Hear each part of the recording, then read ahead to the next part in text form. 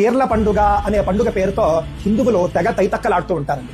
ఆ తైతక్కల్లో చూస్తే హిందువులే కనిపిస్తారు, ముస్లింలు చాలా తక్కువగా ఉంటారు. పీరు అంటే మతాచార్యుడు అని అర్థం, పీర్ల పండుగ అంటే మతాచార్యుల పండుగ అని అర్థం.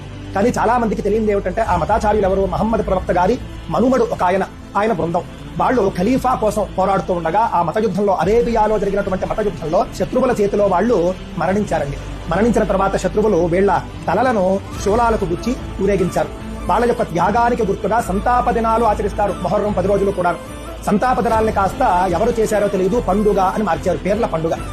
ఎవరైనా మరణించినటువంటి రోజుల్ని తద్దినాలు తిథులు అని చెప్పేసి చేసుకుంటారు, పండుగ అని చేసుకుంటారండి. కనీసం మనం ఎందుకు ఆచరిస్తున్నాము, ఏది ఆచరిస్తున్నామో తెలియనక్కర్లేదా?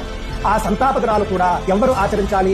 ఇస్లాం మతం కోసం ముస్లిముల మధ్య జరిగినటువంటి యుద్ధం కావున ఇది పూర్తిగా ఇస్లాం మతానికి సంబంధించినటువంటి ఒక కార్యక్రమం. కావున హిందువులకు ఎలాంటి సంబంధం లేదు. లేదా ఇది భారతదేశంలో జరిగినటువంటి యుద్ధం అనుకోండి, స్వాతంత్ర సమరం లాంటిది, అందులో పాల్గొనే అసూలు భాషనా కూడా మన వాళ్ళంతా సంతాపాలు ప్రకటించవచ్చు. ఇది అరేబియాలో జరిగింది, ఇస్లాం మత అంతర్గత పోరాటం.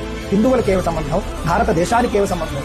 ముస్లింల్లోనే ఒక వర్గం ఈ యొక్క పీర్ల పండుగను తీవ్రంగా వ్యతిరేకిస్తుంది. షియా వర్గం వాళ్ళు మాత్రమే చేసుకుంటారు, సున్నీ వర్గం వాళ్ళు వ్యతిరేకిస్తారు.